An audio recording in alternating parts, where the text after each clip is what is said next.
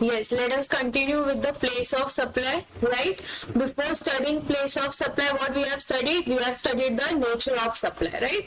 Why is it important to study place of supply?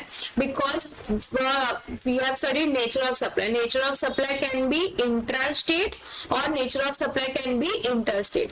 कब बोलेंगे nature of supply intrastate है? अगर location of supplier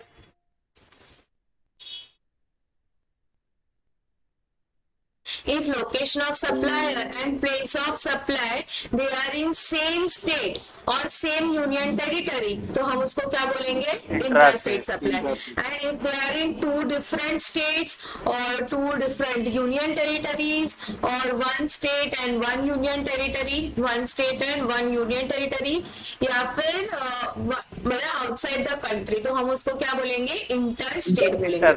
So nature of supply depends upon location of supplier and place of supply. So for that reason we need to understand the place of supply, right? So in for place of supply you have four sections. Which are those four sections? पहला क्या है? Section 10. These sections are of IGST Act. 10 of IGST Act, 11, 12 and 13. 10 और 11 किसके लिए है? Goods के लिए. 12 और 13 किसके लिए है? सर्विसेज के लिए. 10, 11 में गुड्स क्या है? Supply of goods within India, then import and export of goods. 11, 12 है supply of services within India. 13 is import and export of services. बराबर. फिर आता है place of supply. तो first yesterday we have completed section number 10. In this there are 5 subsections. क्या है 5 subsections इसके अंदर? पहले क्या बोलता है? 10 subsection 1 clause A, clause B, clause C, clause D and clause E.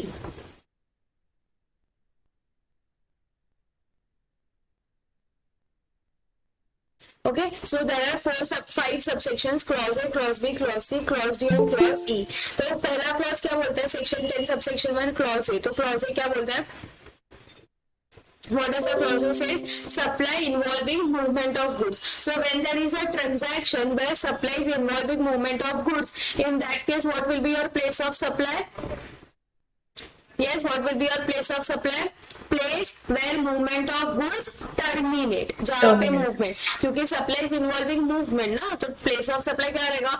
ये movement खत्म होने के लिए this movement has to be terminated. So place where the movement of goods terminate.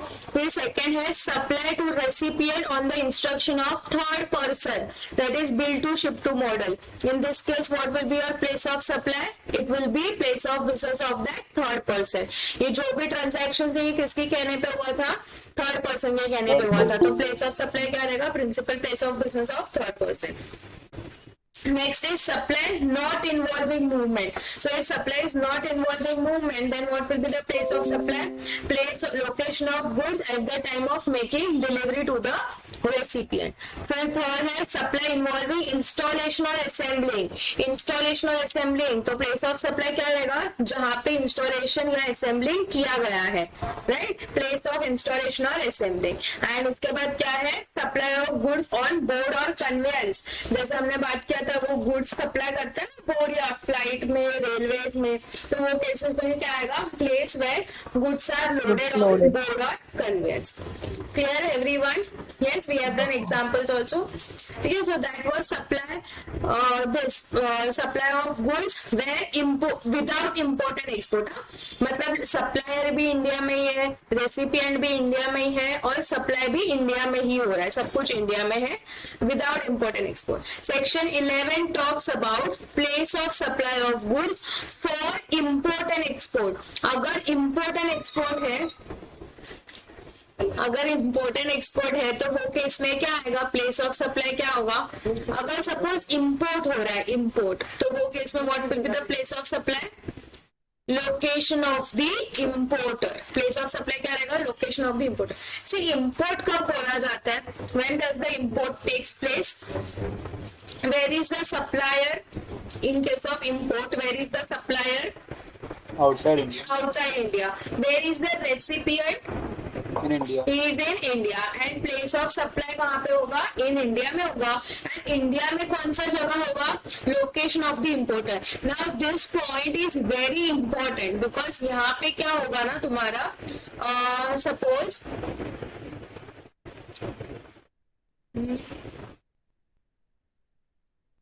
मैं एग्जांपल लेती हूँ कि इसका एग्जांपल लेते हैं हम इंपोर्ट का, ठीक है। तो इंपोर्ट के केस में क्या आएगा, सपोज एक नाम मिस्टर ए है, ठीक है। सपोज ये इंडिया का मैप है, यहाँ पे ना नोएडा है, यहाँ पे मिस्टर ए रहता है, ठीक है। Mister A is registered here, बराबर। अब और मिस्टर ए का एक फैक्ट्री है चेन्नई में, मिस्टर ए का ही है फैक्ट्री इन चेन्नई, ठीक है। और एक है mister Z who is in USA, ठीक है। तो mister A orders goods, mister A order goods from mister Z to be delivered at factory in Chennai. क्या बोला मैंने, mister A order goods from mister Z to be delivered at factory in Chennai. क्या होगा ये case के अंदर, mister A order goods from mister Z to be delivered at factory in Chennai, to be delivered at factory in Chennai, ठीक है। मतलब goods क्या है, जेड से आएंगे, गुड्स जेड से कहाँ पे जाएंगे, फैक्ट्री पे जाएंगे। मतलब इज देयर इंपोर्ट और there is no import, who is the supplier here, who is the supplier, mister Z. Who is the recipient here, मतलब इंपोर्टर कौन है यहाँ पे, पैसा कौन पे करने वाला है, मिस्टर ए पे करने वाला है। So mister A is the importer. Supplier किधर का है, यूएसए का है। So location of supplier is outside India, location of recipient is in India. तो ये कौन सा केस हो गया, इंपोर्ट का केस हो गया। Yes, it is an import. Now in this, what will be the place of supply? Location of the recipient, location of the importer. तो importer कहाँ का है, नोएडा का। तो place of supply क्या बन जाएगा, Noida. Understood? Here location of the importer is important and not where the goods are actually imported, because many times क्या होता है, see what happens many times कि अब जैसे कि अगर मैं नोएडा का बात करूँ या दिल्ली का बात करूँ, so is there any port, अगर suppose goods जो है वो waterways के थ्रू आ रहे हैं, ठीक है, goods are coming through waterways। तो यहाँ पे मुंबई एग्जाम्पल, ये अरेबियन सी है, यहाँ पे क्या है, मुंबई है, बराबर। तो अगर और यहाँ पे है मिस्टर ए जो दिल्ली में रहता है, मिस्टर ए जो दिल्ली में रहता है, ठीक है। अब गुड्स जो है वो वाटरवेज के थ्रू आ रहे हैं, ठीक है, goods are coming through waterways. So is there any water transport in Delhi, is there any way कि गुड्स डायरेक्टली दिल्ली आ जाएंगे, नहीं, राइट। पोर्ट कहाँ पे है, पोर्ट कहाँ पे है, मुंबई, विशाखापट्टनम, ये जगह पे पोर्ट है। तो अगर मिस्टर ए को गुड्स चाहिए तो मिस्टर ए को क्या करना पड़ेगा, first goods will be unloaded at Mumbai port and then from here by either by roadways और बाय रेलवेज और बाय एयरवेज वो क्या करेगा, मुंबई से दिल्ली गुड्स चले जाएंगे, बराबर। तो ये केस में मैं प्लेस ऑफ सप्लाई क्या बोलूंगी, मुंबई बोलूंगी या दिल्ली बोलूंगी। What will be the place of supply in this case? Delhi. Delhi only. Because where is the importer? What is the location of importer? Delhi.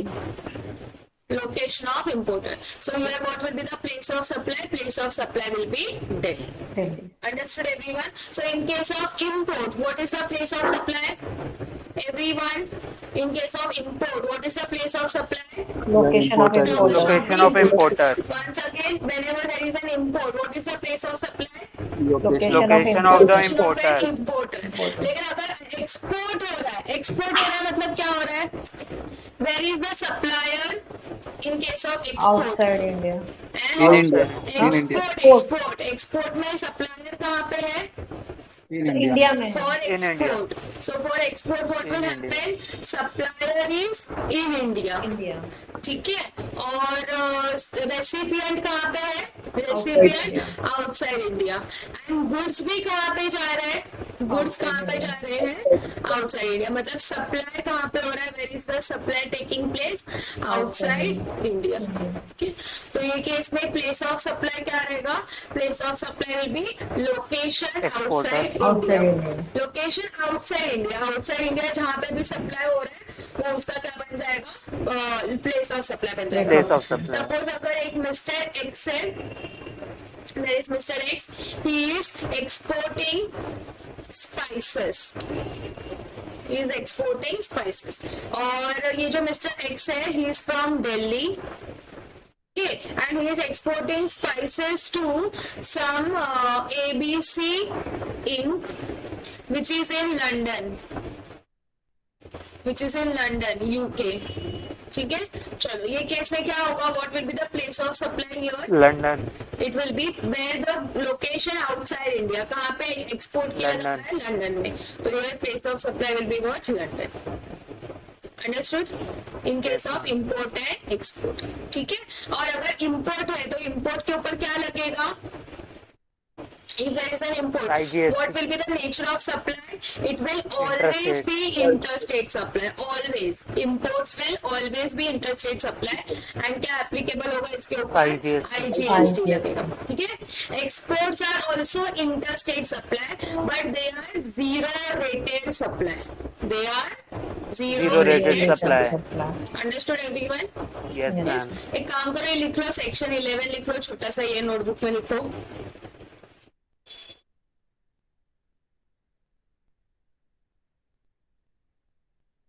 And right this also, import पे क्या लगेगा? IGST, export पे क्या लगेगा? Zero rated supply.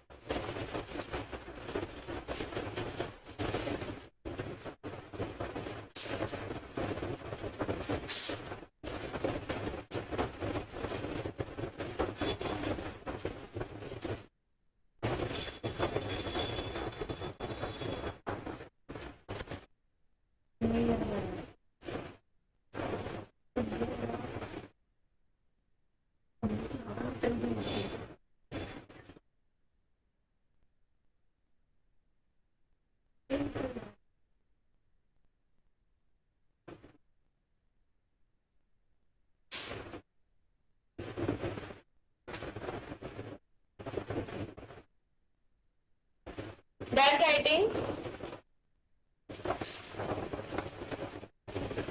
Done, ma'am. Yes, ma'am. So we have completed for goods दो sections के, section number 10, section number 11. एक बार फटाफट रिवाइज कर लेते हैं। बोलो, section number 10 में क्या आएगा? Supply of place of supply of goods, जहाँ पे supplier और recipient दोनों भी इंडिया में है। सी क्वेश्चन में तुम्हें ऐसा नहीं दिया जाएगा कि section 10 ढूंढो या section 11 ढूंढो।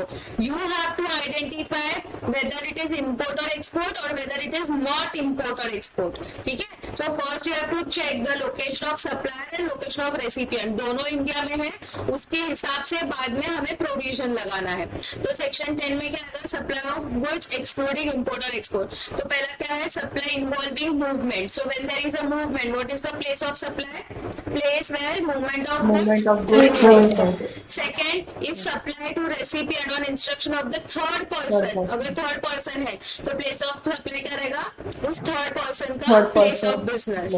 फिर सप्लाई नॉट इन्वॉल्विंग मूवमेंट, अगर नॉट इन्वॉल्विंग है तो क्या आएगा, लोकेशन ऑफ गुड्स और service, location of goods at the time of making delivery to the recipient. फिर फोर्थ था सप्लाई इन्वॉल्विंग इंस्टॉलेशन और असेंबलिंग, तो वो केस में प्लेस ऑफ सप्लाई क्या रहेगा, प्लेस वेयर इंस्टॉलेशन और assembling is done. And last क्या है, supply of goods on board और conveyance, then place where goods are loaded on board और कन्वेंस।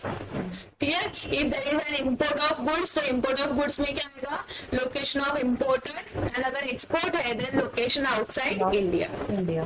बराबर? यस चलो अब सर्विसेज का स्टार्ट करें। यस ठीक है, नाउ सेक्शन नंबर 12 सर्विसेज। तो सेक्शन नंबर 12 क्या बोला है यहाँ पे, section number 12 talks about services where, कौन सा services, where location of supplier and location of recipient is in India.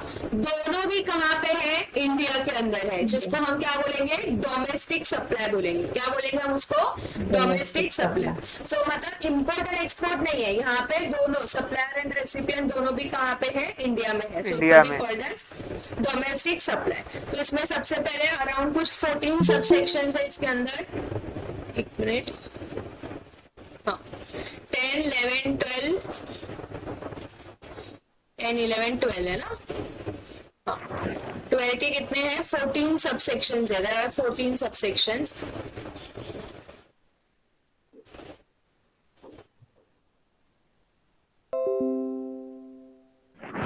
चलो स्टार्ट करें। अब सबसेक्शन 1 तो बहुत इजी है, क्या बोला है सबसेक्शन 1 में, एप्लीकेबिलिटी बताया है।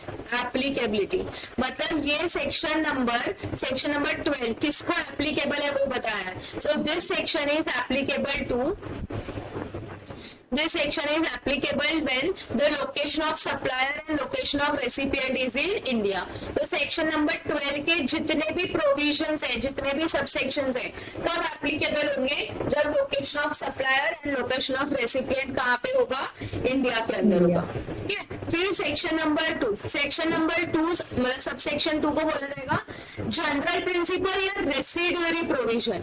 रेसिडुअरी प्रोविजन मीन्स व्हाट, बचा कुचा प्रोविजन। इसका मतलब कि यहाँ पे ना 3 से लेके 14 तक, from subsection 3 to subsection 14 there are different situations given, कि अगर ये सिचुएशन है तो ये प्लेस ऑफ सप्लाई होगा, ये सिचुएशन है तो ये प्लेस ऑफ सप्लाई होगा। लेकिन आपने अगर कुछ ऐसा सप्लाई किया है जो ये सेक्शन में फिट नहीं होता है, 3 से लेके 14 के सेक्शन में फिट नहीं होता है, तो उसके लिए हम कहाँ पे प्लेस ऑफ सप्लाई ढूंढेंगे, सबसेक्शन 2 में ढूंढेंगे। ठीक है, if there is any kind of supply to which provisions of subsection 3 to subsection 14 are not applicable, then in that case we will find place of supply under section 12.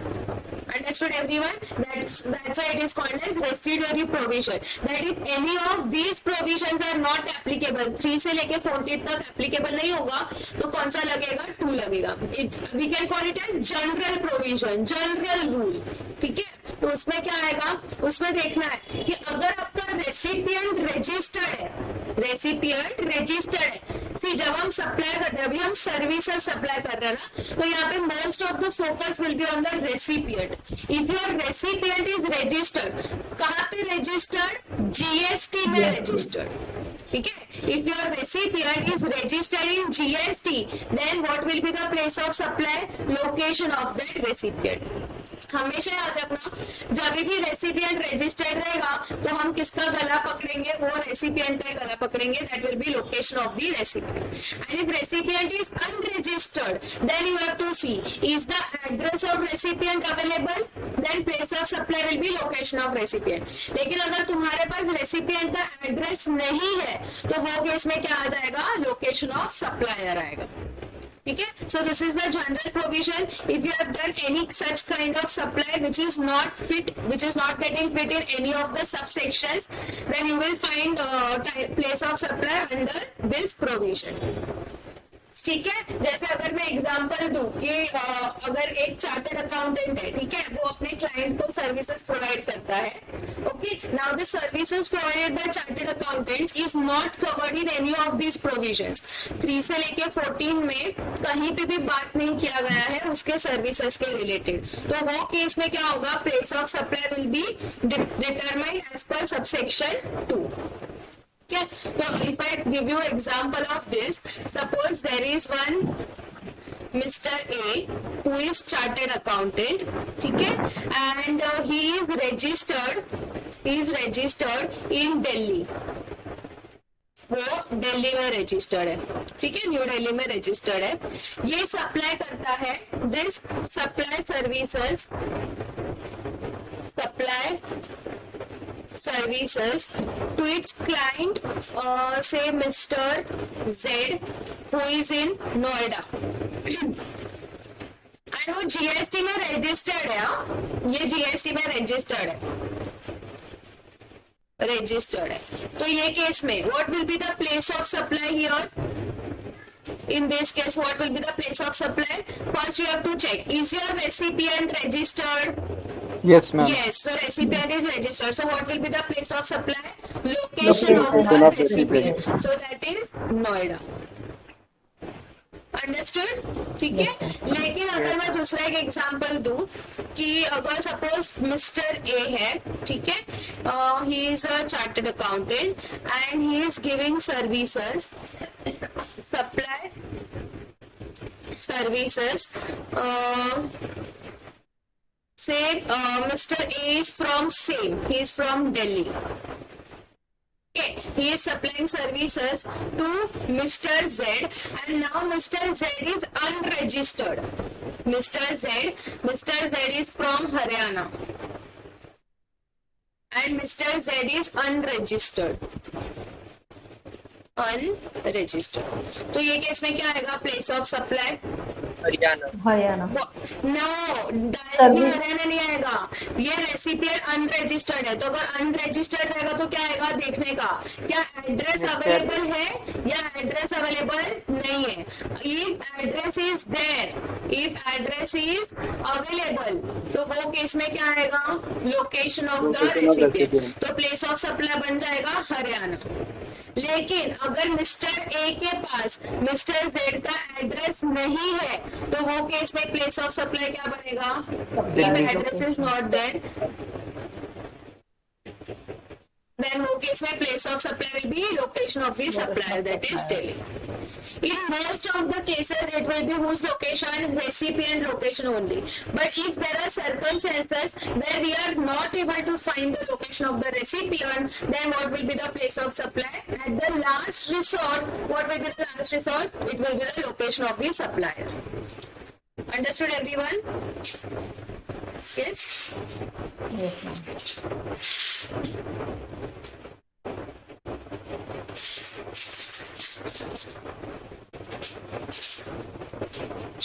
Next subsection देखें. Yes, next is services in relation to any immovable property, architecture, designer, lodging, guest house, marriage event etcetera. Services relating to immovable property. Which are your immovable property? Immovable property, land, building, ठीक है. हाँ, तो अगर land और building के related तुम कौन सा सर्विसेज दे सकते हो with relation to land and building? Construction service, renting, architecture service, ठीक है. और फिर वो इमूवेबल प्रॉपर्टी को तुम होटल के जैसा यूज कर सकते हो, club, guest house, yes, interior designing, ये सारे सर्विसेज आ गए, ठीक है. All this services are covered. You can give it for marriage, you can give it for any social function, any official function, religious function. ये सारे चीजों के लिए तुम क्या कर सकते हो, इमूवेबल प्रॉपर्टी को service, as a service you can lend that immovable property as a service to them. बराबर. तो वो केस में प्लेस ऑफ सप्लाई क्या रहेगा, पहले चेक करने का, if property is in India और intended to be located in India. Properties in India और intended to be located in India. पहले तो चेक करेगा कि क्या प्रॉपर्टी इंडिया में है।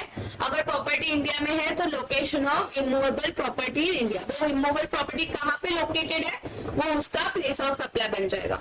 लेकिन इंटेंडेड टू बी लोकेटेड मतलब अगर समझो मैं आर्किटेक्चर सर्विस दे रही हूँ, ठीक है, I am in India, I am taking architectural services से from mister A, mister A is also in India, but I am taking architectural services for building my house in London. I am taking architectural services for building my house in London. मैं India में हूँ, मैं कौन हूँ, recipient हूँ, मैं service ले रही हूँ, आर्किटेक्चर सर्विस ले रही हूँ, तो मैं इंडिया में हूँ, सप्लायर भी इंडिया में है, सप्लायर मेरे को आर्किटेक्चर सर्विस दे रहा है। क्यों दे रहा है? For property which is intended to be located outside India. ऐसा नहीं चलेगा। अगर प्रॉपर्टी इंडिया में है, if it is in India और intended to be located in India, the intention of taking those services should be for the property which is in India. तो वो case में प्लेस ऑफ सप्लाई क्या रहेगा? Location of that immovable property in India. क्या रहेगा? Location of that immovable property in India. वो immovable property जहां पे लोकेटेड है वो क्या बन जाएगा? उसका प्लेस ऑफ सप्लाई बन जाएगा। लेकिन अगर प्रॉपर्टी आउटसाइड इंडिया है तो प्लेस ऑफ सप्लाई क्या रहेगा? Location of recipient. जैसे कि मैं रेसिपिएंट हूँ, ठीक है, और मैं आर्किटेक्चर सर्विसेज ले रही हूँ। किस लिए? I want to build a house in London, so I am taking architecture services for building a house in London. Recipient is in India, supplier is India. Where is the property? Where is the property? Outside In India. London. That means property is outside India. तो वो case में place of supply क्या होगा? ठीक है, government बोलेगा property outside India है, लेकिन रेसिपिएंट तो इंडिया में है, तो किसका गला पकड़ने का? रेसिपिएंट का। तो प्लेस ऑफ सप्लाई क्या रहेगा? Location of the recipient. Understood everyone? वो रेसिपिएंट अगर रजिस्टर्ड नहीं रहेगा तो क्या? रजिस्टर्ड नहीं रहेगा रेसिपिएंट तो भी चलेगा, तो भी लोकेशन ऑफ द रेसिपिएंट ही आएगा। अच्छा अच्छा, ठीक है, हम प्लेस ऑफ सप्लाई डिसाइड कर रहे हैं। प्लेस ऑफ सप्लाई क्या रहेगा? रजिस्टर्ड को टैक्स नहीं भरना है, हम सिर्फ प्लेस ऑफ सप्लाई डिसाइड कर रहे हैं। ठीक है, अगर समझो एक बिल्डर्स है, there is one builders, Lodha builders, ठीक है, लोढ़ा बिल्डर्स जो है वो मुंबई में है।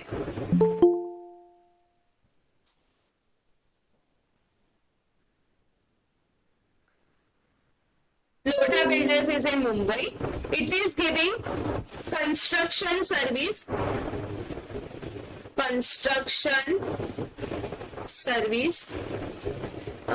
किसको दे रहा है? एक XYZ प्राइवेट लिमिटेड को, जो रजिस्टर्ड कहाँ पे है? कोलकाता में। एंड कंस्ट्रक्शन सर्विस क्यों दे रहा है? For factory building in New Delhi. Question समझो, लोढ़ा बिल्डर्स कंस्ट्रक्शन सर्विस दे रहा है XYZ प्राइवेट लिमिटेड को। लोढ़ा बिल्डर्स कहाँ पर रजिस्टर्ड है? मुंबई में। XYZ कहाँ पर रजिस्टर्ड है? कोलकाता में। ये सर्विस दे रहा है किसको? Factory building for constructing factory in New Delhi. Tell me what will be the place of supply in this case? New Delhi. Why New Delhi? Because immovable property located in India. property is not located. Property is intended to be located in New Delhi.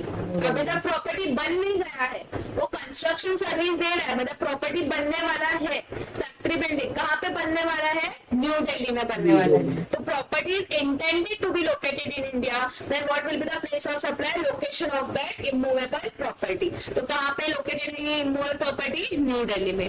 So your place of supply will be what? New Delhi. Understood everyone? ठीक है, और एक example लेते हैं।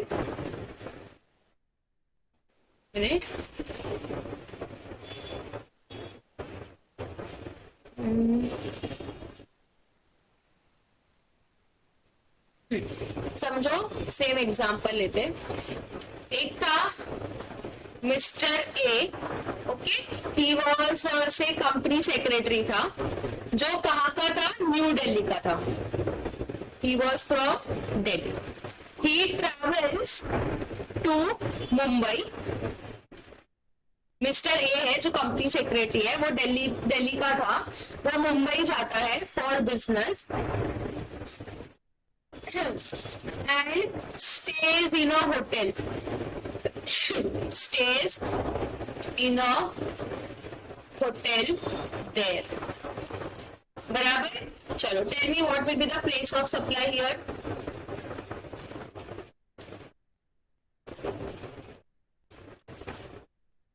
Delhi. stays in a hotel ताज। समझो ताज में रहता है वो, ताज में, hotel Taj and stays in a hotel Taj. बस। What will be the place of supply? Mumbai. Mumbai. If Delhi, then why Delhi? And if Mumbai, then why Mumbai? Mumbai क्योंकि ma'am location of the property वहीं की है।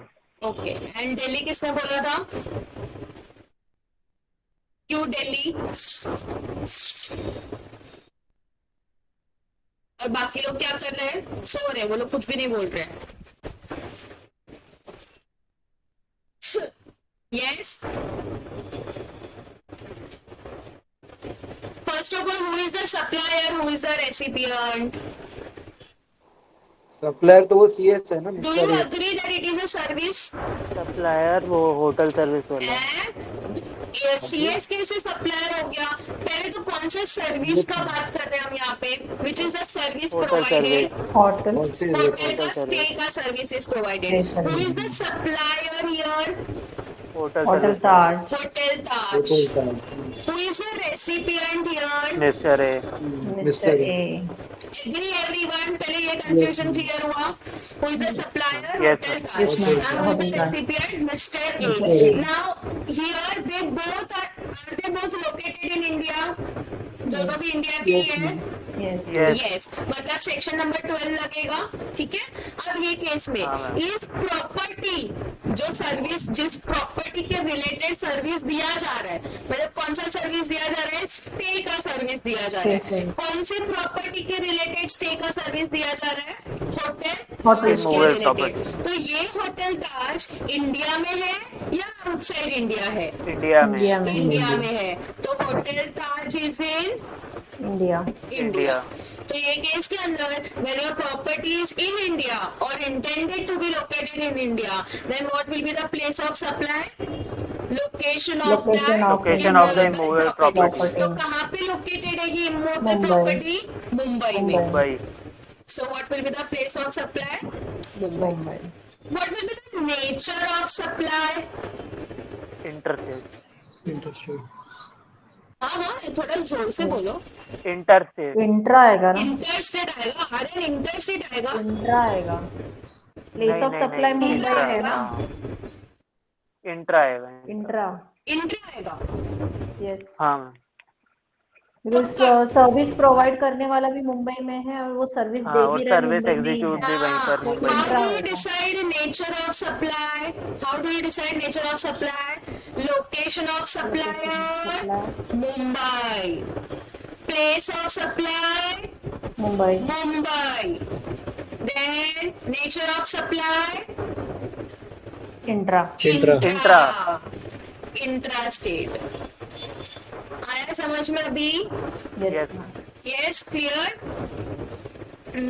और एक example, one more example. Suppose एक mister X है, ठीक है, he is giving consulting service दे रहा है, ठीक है। और ये जो है मिस्टर एक्स, ये मुंबई का है, he is from Mumbai, he is giving consulting service to Mr. Y, who is from Bangalore, and consulting service कौन सा? कंसल्टिंग इंजीनियरिंग का सर्विस, इंजीनियर सर्विस, नहीं तो सिर्फ कंसल्टिंग सर्विस तो वो दूसरा सेक्शन हो जाएगा। कंसल्टिंग इंजीनियरिंग सर्विस दे रहा है किसको, to mister Y who is of Bangalore for immovable property, immovable property located in Australia. Located in Australia. Now tell me what will be the place of supply in this case? What will be the place of supply?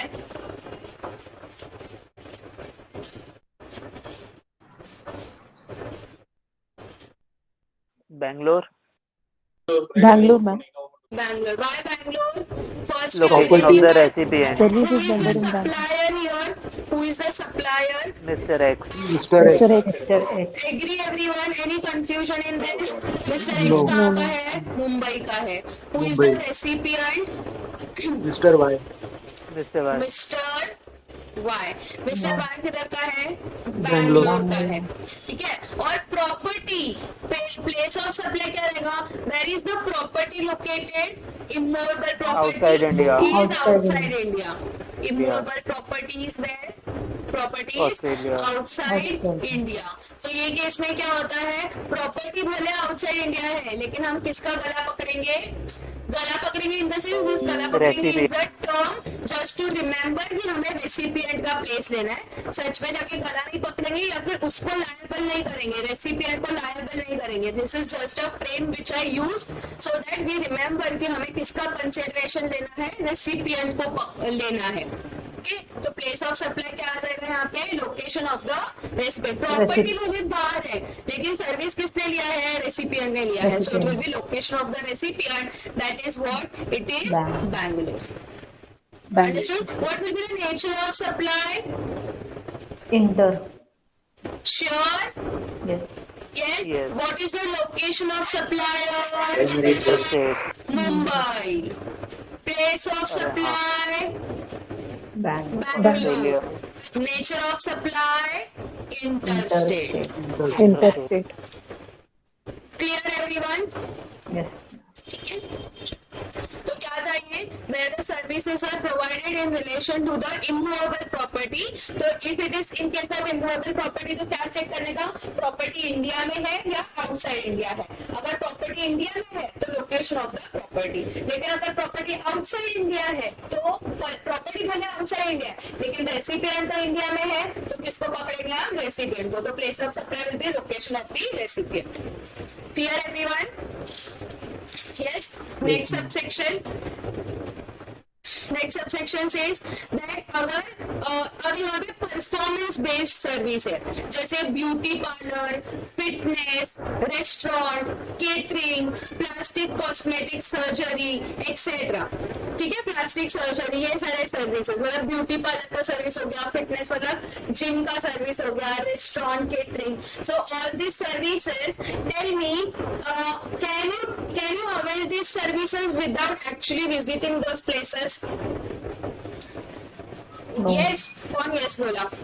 Can you avail these services without visiting those places? No. No, ma'am. So here you have to visit that place for availing those services. तो वो case में place of supply क्या हो जाएगा? Place of provision of service. जहाँ पे ये services provide किए गए हैं वो क्या बन जाएगा? उसका place of supply बन जाएगा. आया समझ में इतना? ठीक है. इसके लिए एक मस्त एक एग्जाम्पल है which I always take.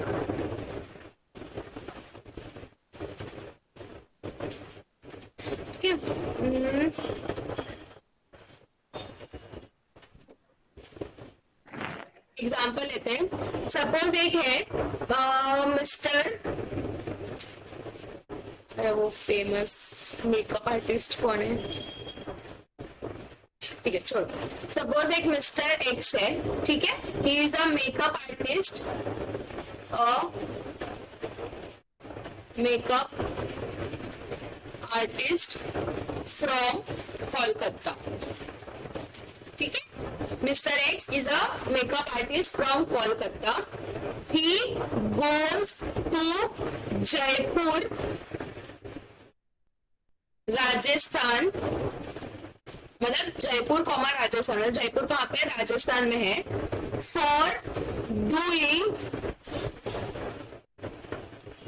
For doing makeup of miss Alia Bhatt,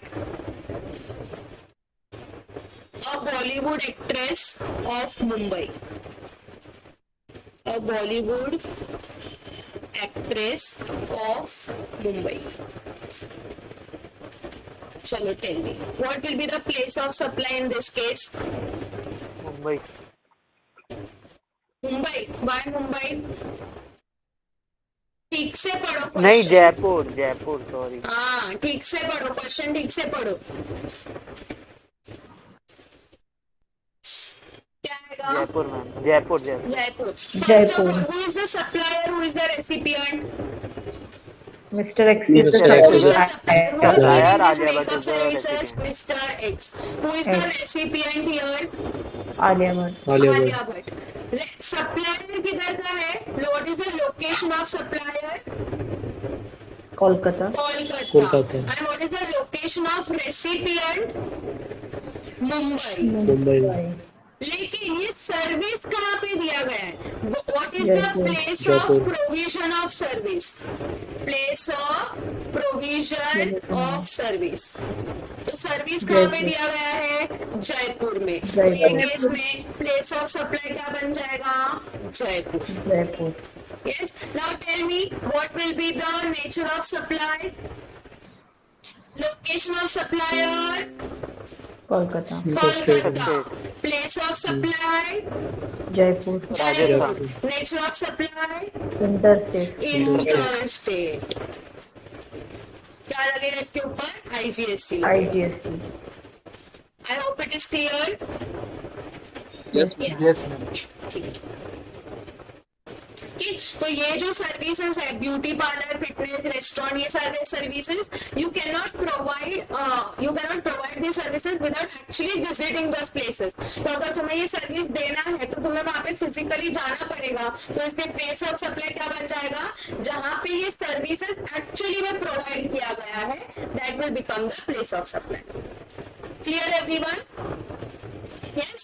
चलो नेक्स्ट करते हैं हम लोग subsection 5, training and performance appraisal. Training and performance appraisal. Now see, जो बहुत बड़े बड़े कंपनीज होते हैं ना, वो अपने एम्प्लॉयज के लिए ट्रेनिंग प्रोग्राम्स रखते हैं। There are big corporate trainers who earn crores and crores of rupees. There are corporate trainers who earn crores and crores of rupees. Now you think, why does these big companies appoint corporate trainers? For improving their productivity, improving their efficiency, helping them in team building, okay, helping them to connect with the company, ताकि उनका synergy एक maintain हो, ताकि company और employ से work towards the same गोल।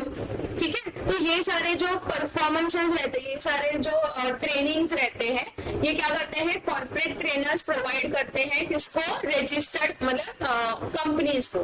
अब कुछ companies registered भी हो सकते हैं। अगर समझो मेरा एक पार्टनरशिप फॉर्म है जो बहुत बड़ा है, तो मैं पार्टनरशिप फॉर्म में मेरे जो एम्प्लॉयज है मैं उनके लिए भी रख सकती हूँ। तो यहाँ पे there could be 2 possibilities, whether your recipient could be registered whether your recipient could be registered or your recipient could be unregistered. अगर recipient registered है, always whenever your recipient is registered, what will be the place of supply? Location of that recipient. Whenever your recipient is registered, your location, place of supply will be location of that recipient. And if your recipient is unregistered, then what will be the place of supply? Location of that performance of the service. ठीक है, अगर समझो एक consultant form है, XYZ consultant form या corporate training form है, ये services provide करती है रिलायंस को।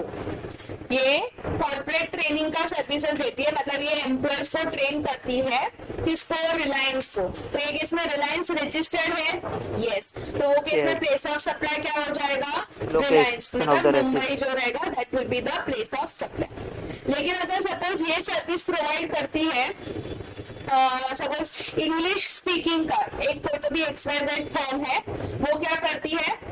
It is a unregistered form, मतलब अभी जस्ट नया नया स्टार्ट हुआ है और वो अनरजिस्टर्ड है, और वो अगर ट्रेनिंग लेते हैं किसी कॉर्पोरेट ट्रेनर के पास इंग्लिश स्पीकिंग के लिए या कॉर्पोरेट ट्रेनिंग के लिए, वो लोग रजिस्टर्ड नहीं है, तो वो किसमें प्लेस ऑफ सप्लाई क्या बन जाएगा, लोकेशन ऑफ द परफॉर्मेंस। जहाँ पे ये एक्चुअली सर्विस प्रोवाइड की गई है वो क्या बन जाएगा, उसका place of supply.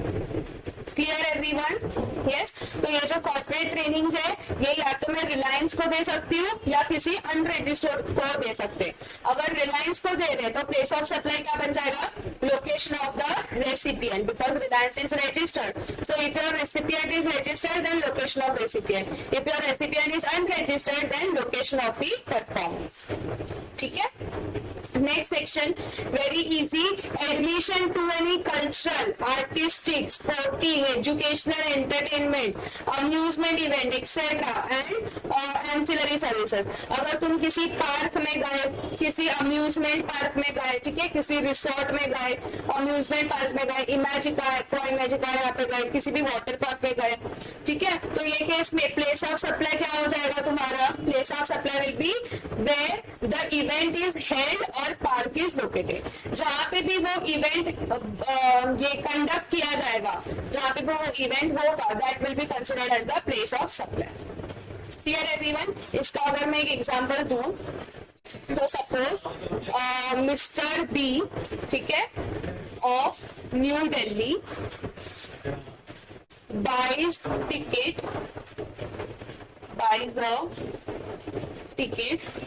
of amusement park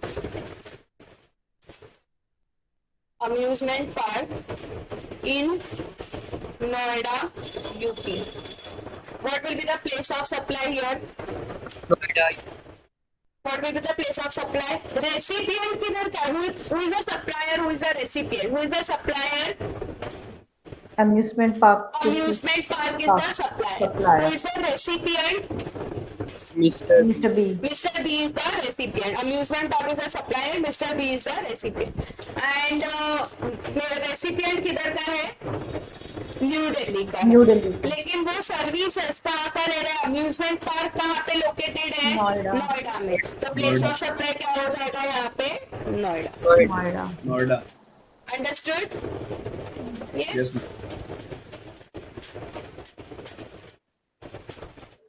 next subsection, organisation of an event और इवेंट मैनेजमेंट सर्विसेज। अब इस पे कैसे याद रखोगे event management services? Tell me, जो इवेंट मैनेजमेंट कंपनीज रहते हैं वो कौन से इवेंट्स करवा सकते हैं?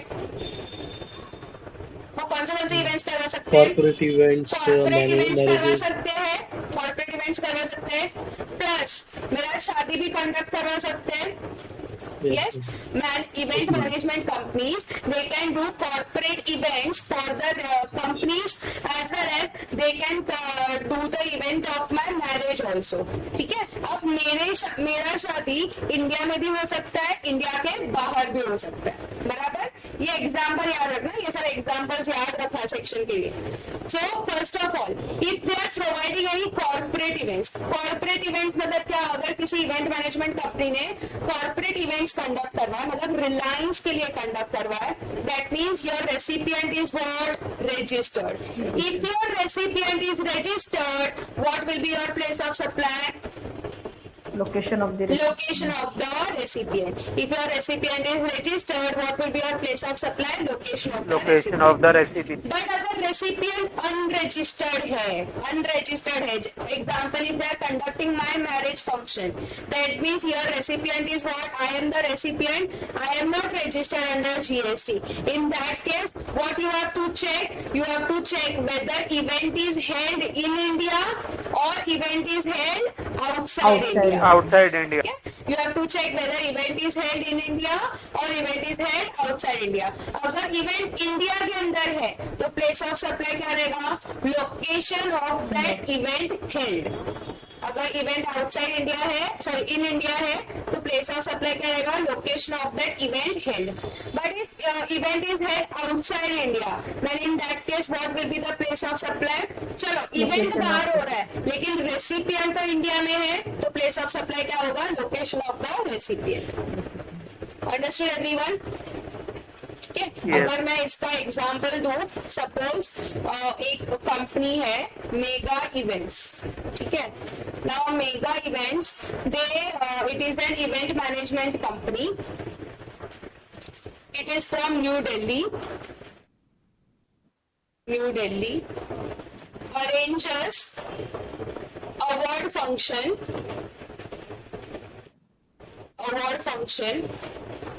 for Reliance in Mumbai, ठीक है। Reliance from Mumbai and award function is arranged at Goa। क्या बोला मैंने? Mega events who is from new Delhi arranges award function for Reliance who is registered in Mumbai and function कहाँ पे कंडक्ट हुआ है? गोवा में। ये केस में प्लेस ऑफ सप्लाई क्या रहेगा? केस में प्लेस ऑफ सप्लाई क्या रहेगा? Here, is the recipient registered or is the recipient not registered? Registered. Recipient is registered. तो ये केस में place of supply क्या आ जाएगा? Mumbai. Why Mumbai? Because recipient is registered.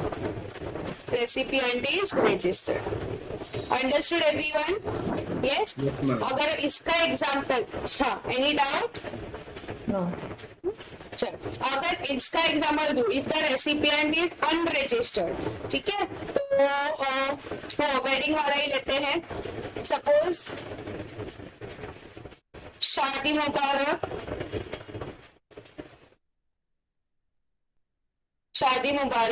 They are from Chennai, okay, they have arranged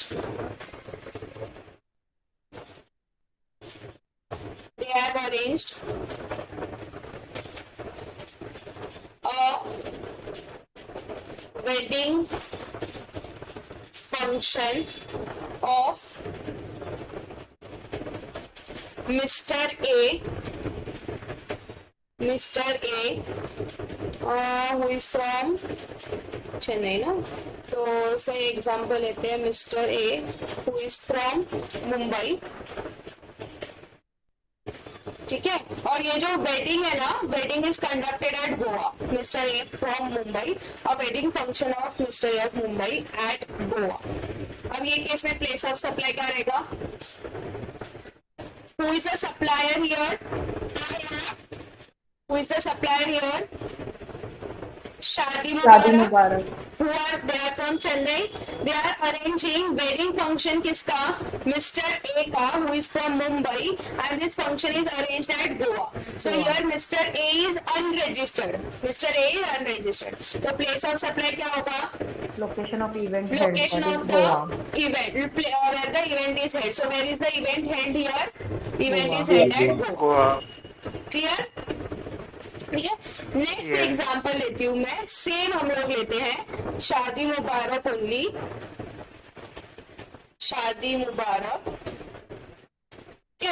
who is from Chennai, he has arranged a wedding function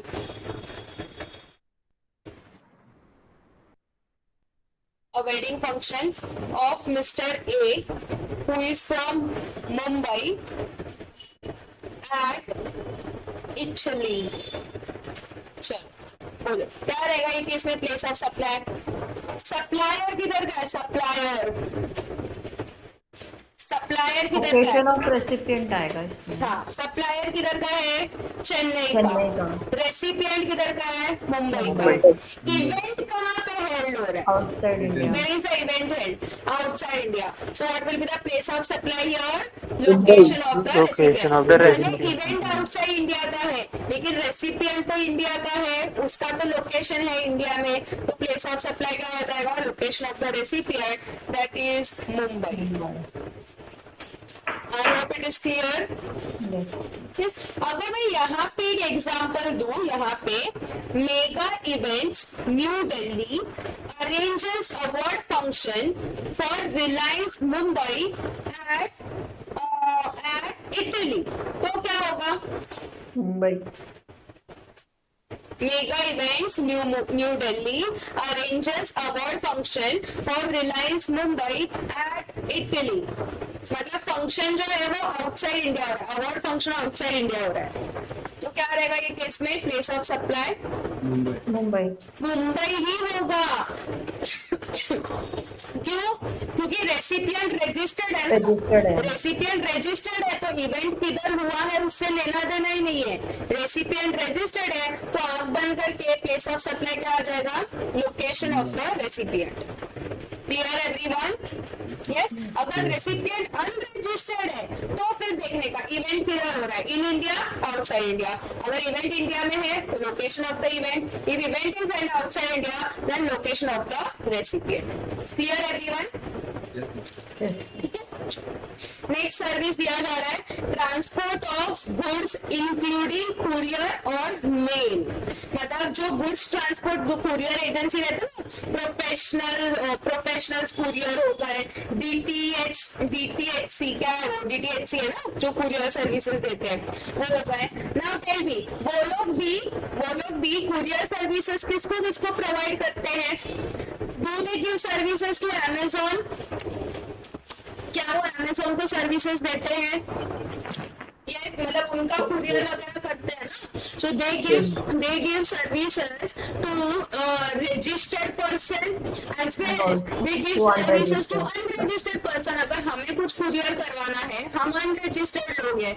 registered मतलब कहाँ के registration का बात हो रहा है? जीएसटी के रजिस्ट्रेशन का बात हो रहा है। तो हम तो जीएसटी में रजिस्टर्ड नहीं है तो हम भी कुरियर करवा सकते हैं। अगर हमें कुछ कुरियर करवाना हो तो can we also take the services of courier? Yes. So in that case if you're in case of courier or mail services, your recipient can be registered or your recipient can be unregistered. अगर recipient registered है तो आंख बंद करके क्या आएगा? place of supply, location of the recipient. But अगर recipient unregistered है तो वो केस में place of supply क्या आएगा? This is very important. Place of supply क्या आएगा? Place where goods are handed over for the transportation. जहाँ पे तुमने गुड्स ट्रांसपोर्टेशन के लिए हैंड ओवर किया है उस कुरियर एजेंसी को, वो क्या बन जाएगा? तुम्हारा प्लेस ऑफ सप्लाई बन जाएगा। ठीक है। तो place where goods are handed over to the transportation. Clear? Yes ma'am. ठीक है। So it is a place मतलब हर बार ये भी रेसिपिएंट रजिस्टर्ड रहेगा तो भी वो लोकेशन ऑफ रेसिपिएंट ही आएगा। Yes yes yes.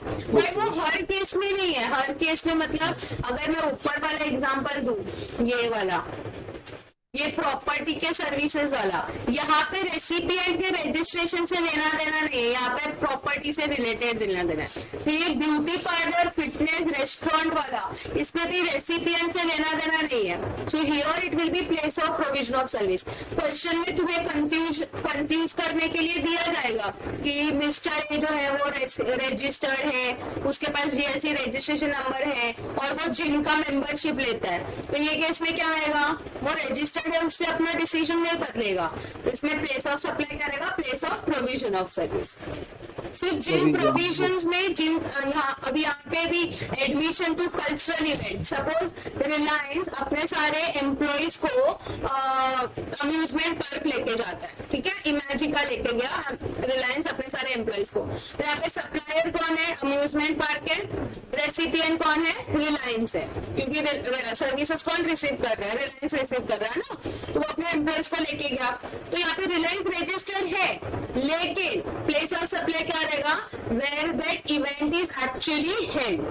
ठीक है, मतलब where that park is located. तो अम्यूजमेंट पार्क जहाँ पे लोकेटेड है वो प्लेस ऑफ सप्लाई बनेगा।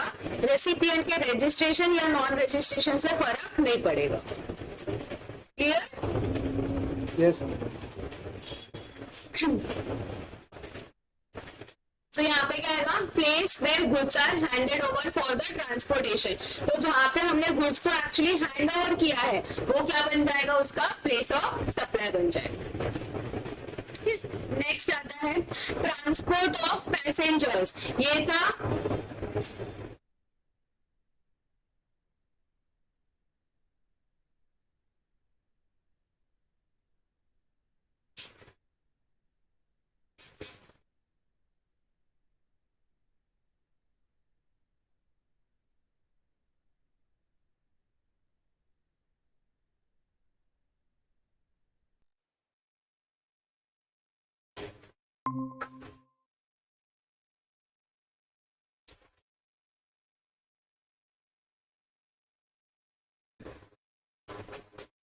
Next is transport of passengers. एक था ट्रांसपोर्ट ऑफ गुड्स, हमने गुड्स का देखा। अब transport of passengers, transport of passengers मतलब क्या, चाहे वो ट्रेन से हो या एयरवेज से हो, ट्रेन रेलवे से हो, जिस तरह से भी हो। So if your recipient is registered और your recipient could be unregistered. अगर तुम्हारा रेसिपिएंट रजिस्टर्ड है देन प्लेस ऑफ सप्लाई क्या रहेगा, लोकेशन ऑफ द रेसिपिएंट। जैसे एग्जांपल अगर मैं बोलूं कि सपोज रिलायंस ने अपने एम्प्लॉइज के लिए फ्लाइट का टिकट्स बुक किया, ठीक है, तो यहाँ पे रेसिपिएंट कौन है, who is the recipient, the one who page the consideration, ठीक है, तो फ्लाइट के टिकट्स का कंसिडरेशन कौन पे करेगा, रिलायंस पे करेगा। So here Reliance is registered, तो प्लेस ऑफ सप्लाई क्या हो जाएगा, लोकेशन ऑफ द रेसिपिएंट, अगर रिलायंस ने बुक किया है तो। लेकिन अगर रेसिपिएंट अनरजिस्टर्ड है, मतलब हम लोग भी अपने फ्लाइट का टिकट्स बुक कर सकते हैं, हम लोग भी अपने ट्रेन का टिकट्स बुक कर सकते हैं, we are unregistered person. So if we book our train ticket और if we book our Reliance flight ticket, तो वो केस में प्लेस ऑफ सप्लाई क्या रहेगा, this is also important. Place of supply क्या रहेगा, place where passenger embarks on or gets into the conveyance for a continuous journey। जहाँ पे वो जो पर्सन है, वो जहाँ से उसने अपना जर्नी स्टार्ट किया है, फर्स्ट जर्नी स्टार्ट किया है, वो क्या बन जाएगा, उसका प्लेस ऑफ सप्लाई बन जाएगा, ठीक है। The place where that person embarks for the continuous journey, that will be treated as what, it will be treated as place of supply। जैसे एग्जांपल दूं, अगर सपोज एक एग्जांपल लेते हैं, इसका साइड में लिखती हूं मैं एग्जांपल, वहां पे suppose there is mister Shyam who is an unregistered person,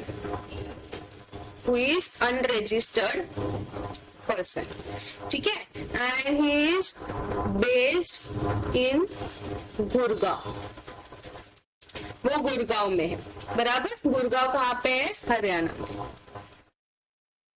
Haryana.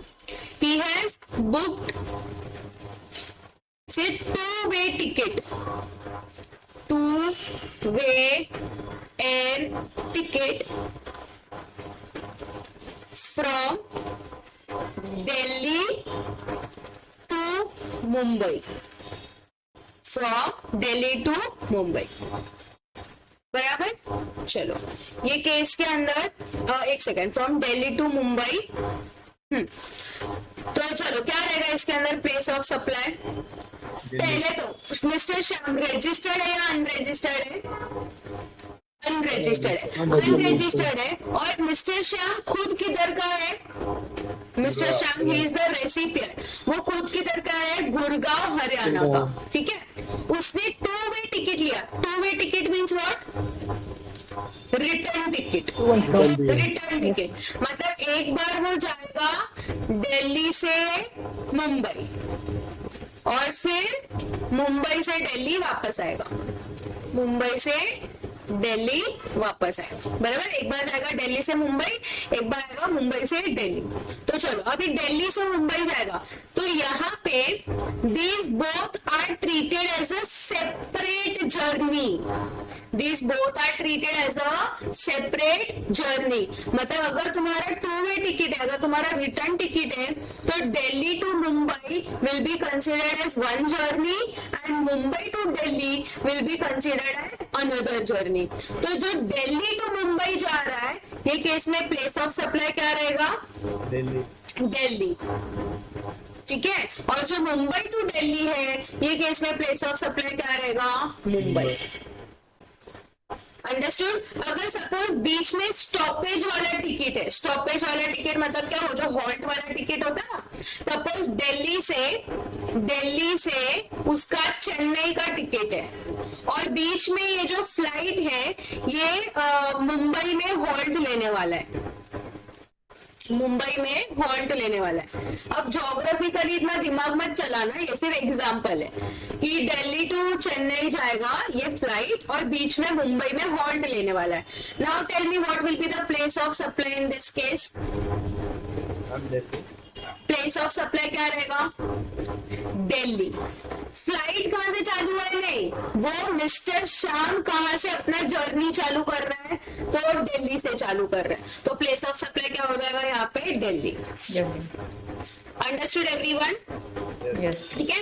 Next time whenever if you are travelling in a train, अगर ट्रेन का टिकट या फ्लाइट का टिकट अभी ये तुम्हें आता है ना प्रोविजन जीएसटी का, so next time whenever you travel in a train that time you check and you will get for train if you are taking the AC ticket, AC का ticket लेते हो फर्स्ट क्लास सेकेंड क्लास जो भी AC का ticket लेते हो उसमें GST लगता है।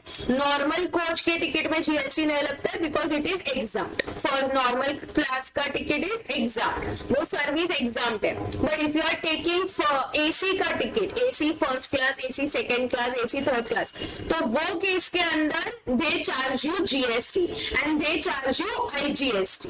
ठीक है, तो नेक्स्ट टाइम जब टिकट देखोगे, फ्लाइट्स का टिकट वगैरह देखोगे तो उसमें देखना जीएसटी लगता है और कौन सा जीएसटी लगता है, एनालाइज करना कि क्या है सप्लायर एंड रेसिपिएंट का। क्लियर हो गया इतना? यस। ठीक है, सो हियर रेसिपिएंट, अगर रेसिपिएंट रजिस्टर्ड है तो प्लेस ऑफ सप्लाई क्या रहेगा यहाँ पे? Location of the recipient. But अगर रेसिपिएंट अनरजिस्टर्ड है तो वो केस में क्या आएगा? Place where he embarks for his continuous journey, उसने अपना जर्नी कहाँ से चालू किया है, फर्स्ट प्लेस क्या है उसके जर्नी का, that will be considered as the place of supply. Clear everyone? ठीक है। अब यहाँ पे एक सेकेंड, अगर तुम पास निकालते हो, पास, ठीक है, मंथली पास, फिर चाहे वो मेट्रो का पास हो या नॉर्मल, अगर वो मुंबई वाले हैं तो नॉर्मल ट्रेन का पास होता है, ठीक है, महीने का पास होता है, वो केस में प्लेस ऑफ सप्लाई कैसे डिसाइड होगा? मेट्रो का पास रहता है तो उसमें कैसे रहता है, मतलब you can full month you can travel from any place. Yes, card provide करते हैं। कार्ड प्रोवाइड, मेट्रो का कार्ड प्रोवाइड होता है, राइट? तो तुम पूरे महीने में कोई भी स्टेशन पे एम्बार्क करके कोई भी स्टेशन पे उतर सकते हो। Same goes with the Mumbai locals also, कि तुम कोई भी स्टेशन पे चढ़ के कोई भी स्टेशन पे उतर सकते हो, मतलब उतने स्टेशन के बीच का तुम्हारे पास पास है। तो ये केस में प्लेस ऑफ सप्लाई क्या होगा? Yes. Here you have to check whether your recipient is registered या recipient unregistered. Definitely unregistered ही रहेगा क्योंकि कंपनी तो पास मतलब कोई रजिस्टर्ड पर्सन तो निकालेगा नहीं। अगर रजिस्टर्ड पर्सन निकालेगा तो लोकेशन ऑफ रेसिपिएंट, लेकिन अगर अनरजिस्टर्ड पर्सन है तो फिर चेक करने का उसका एड्रेस अवेलेबल है या उसका एड्रेस अवेलेबल नहीं है। अगर एड्रेस अवेलेबल है तो लोकेशन ऑफ रेसिपिएंट, लेकिन अगर एड्रेस अवेलेबल नहीं है तो लोकेशन ऑफ सप्लायर। क्लियर? अगर तुम्हें उसका बोर्डिंग पॉइंट नहीं पता, बोर्डिंग पॉइंट मतलब क्या? Starting point. If you don't know the starting point then in that case you have to check whether address is available और एड्रेस इज नॉट अवेलेबल। अगर address available है तो location of recipient, लेकिन अगर address available नहीं है तो location of supplier. Clear everyone? Yes. Yes. Next है सर्विसेज सप्लाइड ऑन बोर्ड और conveyance. Services supplied on board और conveyance, this is just like goods supplied on board और conveyance. Tell me, if goods are supplied on board और conveyance then what is the place of supply?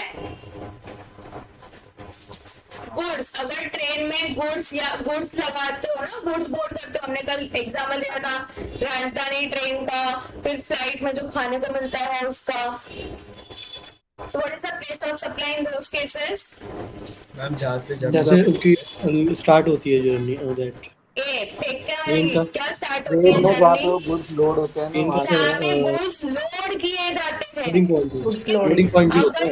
अगर train Mumbai से दिल्ली जा रहा है और अगर गुड्स राजस्थान में लोड किए गए हैं तो प्लेस ऑफ सप्लाई क्या रहेगा? राजस्थान। ट्रेन भले मुंबई से आ रहा है लेकिन प्लेस ऑफ सप्लाई क्या रहेगा, place where goods are loaded on the board और कन्वेयर्स। अब यहाँ पे हम सर्विसेज का बात कर रहे हैं।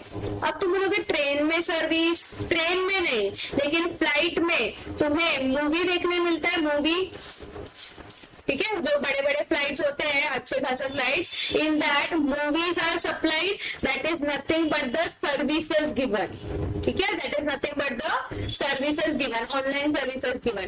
तो वो केस में what will be the place of supply, location of first schedule point of departure of that conveyance of journey. यहां से आएगा कि वो जो कन्वेंस है वो फर्स्ट टाइम कहां से चालू हुआ है। कंफ्यूज मत होना। गुड्स के केस में क्या हुआ है, गुड्स के केस में प्लेस ऑफ सप्लाई क्या होगा, where goods are loaded, goods are loaded. अपने सर्विसेज को तो लोड नहीं कर सकती ना, सर्विसेज को लोड कर सकते हैं क्या, नहीं। तो सर्विसेज के केस में क्या आएगा, प्लेस ऑफ सप्लाई क्या होगा, it will B first schedule point of departure, first schedule point of departure. वो कन्वेंस का जो भी फर्स्ट शेड्यूल पॉइंट है वो क्या हो जाएगा, सब प्लेस ऑफ सप्लाई हो जाएगा। अगर समझो एक फ्लाइट है, ठीक है, जो मुंबई नहीं जो जा रहा है दिल्ली टू विशाखापट्टनम, विशाखापट्टनम, ठीक है, there is one flight which is going from Delhi to Visakhapatnam. और ये फ्लाइट ना जब भी मुंबई के ऊपर से उड़ रहा था, when the flight was going above from Mumbai, that time Mr. A has consumed the movie. Mr. A has consumed the movie. Tell me, what will be the place of supply in this case? Delhi. It will be Delhi only, because from where, what is the first schedule point of this departure? मतलब ये जो conveyance है, इसका first point क्या है, Delhi. So place of supply will be what? Delhi. So in case of goods, what is the place of supply? Where goods are loaded. And in case of services, what is the place of supply? First schedule point of departure. Clear? Yes, passenger और इसमें same है। देखो passenger में भी क्या था, place where passenger embarks, मतलब उसने जब से अपना जर्नी स्टार्ट किया, वैसे ही कन्वेंस के केस में क्या है, उस कन्वेंस ने, कन्वेंस मतलब क्या, चाहे वो तुम्हारा फ्लाइट हो गया, वेसल होते हैं ना, वेसल, बड़े बड़े जो वेसल होते हैं, क्रूज, वो क्रूज में भी सर्विसेज प्रोवाइड किए जाते हैं। तो उनका फर्स्ट शेड्यूल पॉइंट क्या था, स्टार्टिंग पॉइंट क्या था, that will be considered as place of supply. Clear? Yes. Next आते हैं telecommunication services. Now this is also very important, telecommunication services. क्या होता है टेली कम्युनिकेशन सर्विसेज, मतलब हम लोग को जो मोबाइल सर्विसेज मिलता है, बराबर। अब ये जो मोबाइल सर्विसेज है, ये पहले हमारे पास, सबके पास MTNL BSNL था, करेक्ट। तो उसके लिए क्या होता था, या फिर अभी तुम वाईफाई बिठाते हो, इंटरनेट बिठाते हो, so all these are fix line based on fix line leased circuit internet based services, correct. So all these things they need installation. What do they need, ये सर्विस प्रोवाइड करने के लिए वो wire बिठाना पड़ता है ना, वाईफाई वाला भी आएगा तो भी वायर लगा के जाएगा, बराबर। पहले MTNL के डब्बे थे तो वो भी डब्बों को इंस्टॉल करना पड़ता था। तो in that case what will be your place of supply, place of such installation.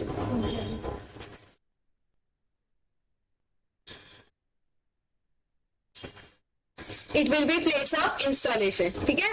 ये हो गया if there is a fix line leased circuit internet services. अगर पोस्ट पेड सर्विसेज है, what do mean by post paid services, post paid services में क्या होता है, monthly bill pay करना पड़ता है। बिलिंग, वी कैन से जो बिलिंग करवाते हैं, जिनका बिलिंग होता है, बराबर। तो बिलिंग के लिए बिल घर पे आता है, ठीक है। या बिल घर पे आएगा या फिर ऑनलाइन जो भी आएगा वो, that means you are the recipient, is your address available to the supplier? Definitely yes, ठीक है, डेफिनेटली।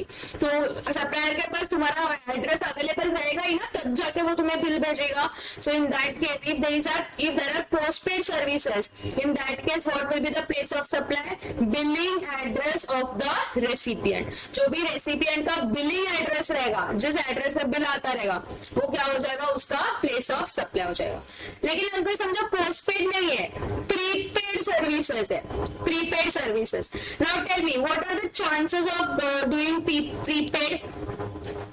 प्रीपेड कहाँ से कर सकते हैं? देखो, पहला चीज हम यहाँ पे जा सकते हैं, मतलब गैलरी में जाकर रिचार्ज करवा सकते हैं। सेकेंड, किसी भी किराने के दुकान से या किसी और के पास से वाउचर परचेस कर सकते हैं, बराबर। Two options, first we can do it from the gallery. अगर मेरे को जियो का रिचार्ज करना है तो मैं जियो के गैलरी में जाकर रिचार्ज कराऊंगी। वो जियो वाला क्या हो गया? जियो के गैलरी वाला क्या हो गया? उसका एजेंट हो गया, बराबर, ही इज एन एजेंट। या फिर मैं किसी किराने दुकान पे या किसी नॉर्मल दुकान पे, मेरे पास वाउचर रहेगा, 35-40 रुपीज का वाउचर रहेगा, उसको स्क्रैच करके मैं रिचार्ज करूंगी, right. So if it is provided through a selling agent, then what will be the place of supply? Address of such agent, ठीक है। अगर मैं एजेंट के थ्रू, अगर मैं गैलरी में जाकर रिचार्ज करवाती हूँ, then what will be the place of supply? Address of such agent. But if it is provided by any other person, then what will be the place of supply? Location where such payment is received। जहाँ पे भी वो payment receive होगा, that will be the place of supply। मतलब अगर मैंने वो किराने वाले को 40 रुपीज दिया एंड बदले में वाउचर लिया, देन जहाँ पे that store is located, that will be the place of supply. Clear? In any other cases, if there is apart from this, then it will be address of the recipient। Now answer my one question। अगर मैं online recharge करती हूँ, मैं अभी घर पे बैठी हूँ, मैंने जियो का ऐप खोला और मैंने रिचार्ज किया, what will be the place of supply? Address address of the address of the recipient. मेरा एड्रेस कैसे समझेगा? IP address. आईपी एड्रेस कैसे समझेगा? IP address. So if I am sitting at home and अगर मैंने internet से recharge किया, तो वो केस में is that a fixed line? No. Postpaid है क्या? नहीं। प्रीपेड है क्या? है, लेकिन एजेंट या किसी पर्सन के थ्रू नहीं है, एजेंट या किसी पर्सन के थ्रू नहीं है, it is through the internet. Then what will be the place of supply? It will be address of the recipient। And how will my address be located? मेरा address कैसे पता चलेगा? IP address के through. Clear everyone? Yes ma'am. Yes, telecommunication services. मेरे laptop का charging थोड़ा कम है और लाइट नहीं है, जब तक चलेगा जब तक ठीक है, अगर बीच में कट हो गया तो फिर मैं सर को इन्फॉर्म कर दूंगी, ठीक है।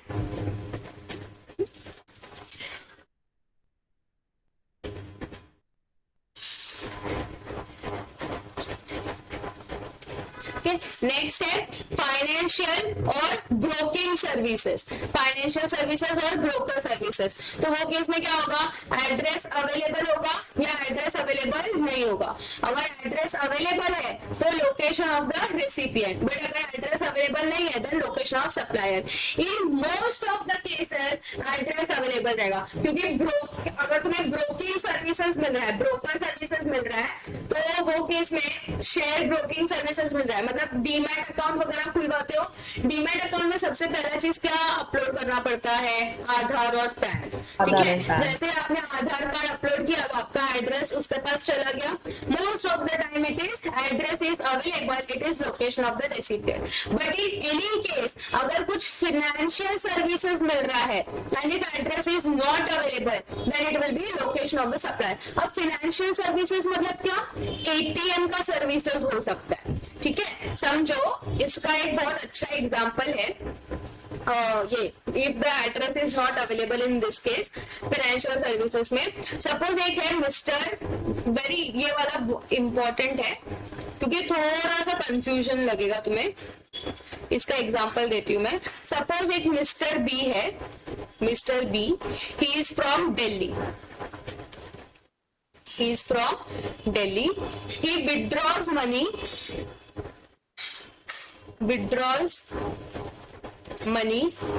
from Best Bank's ATM in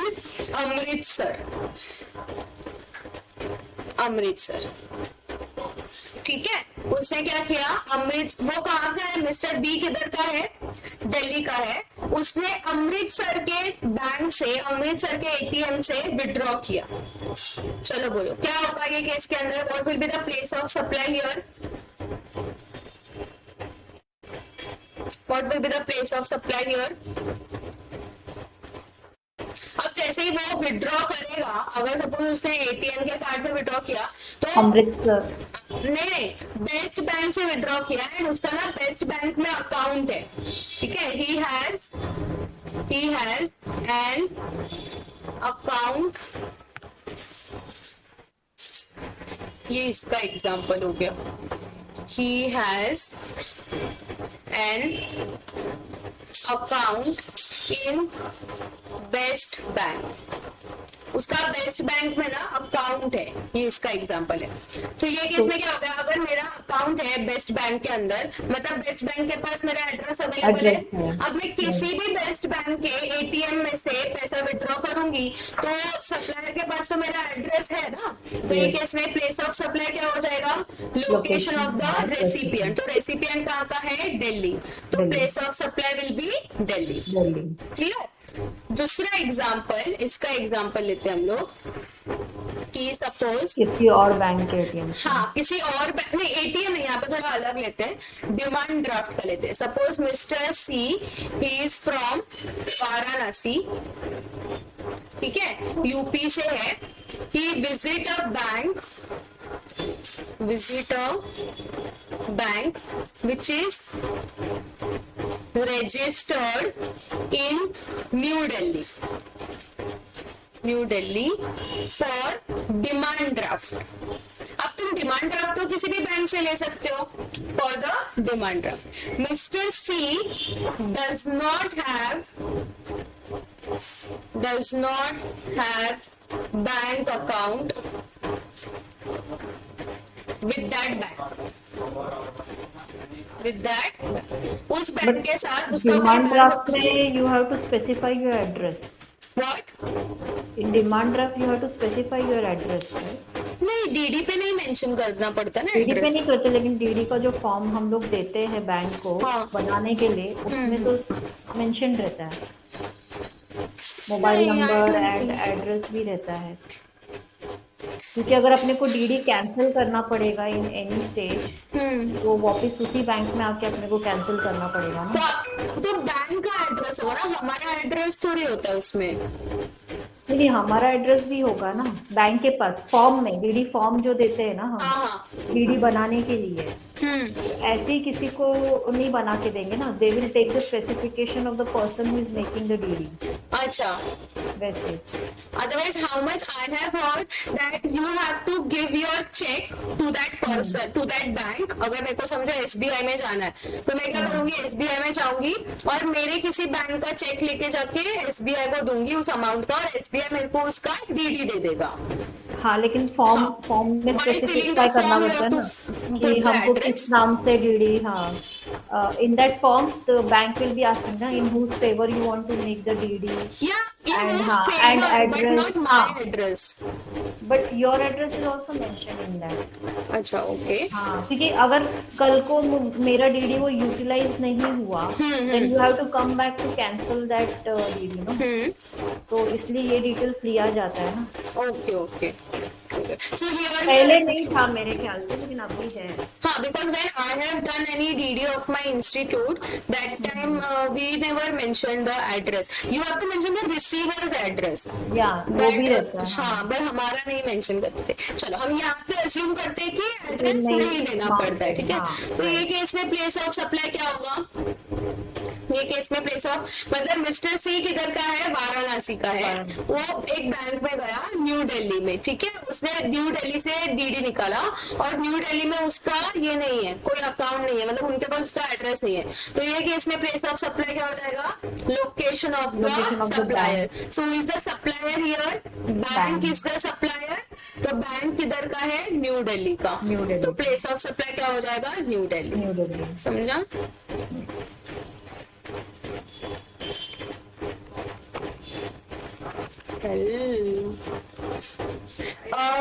हम स्टॉप करते हैं बिकॉज अगर रिकॉर्डिंग रुक गया बीच में तो आई डोंट नो ये होगा कि नहीं होगा।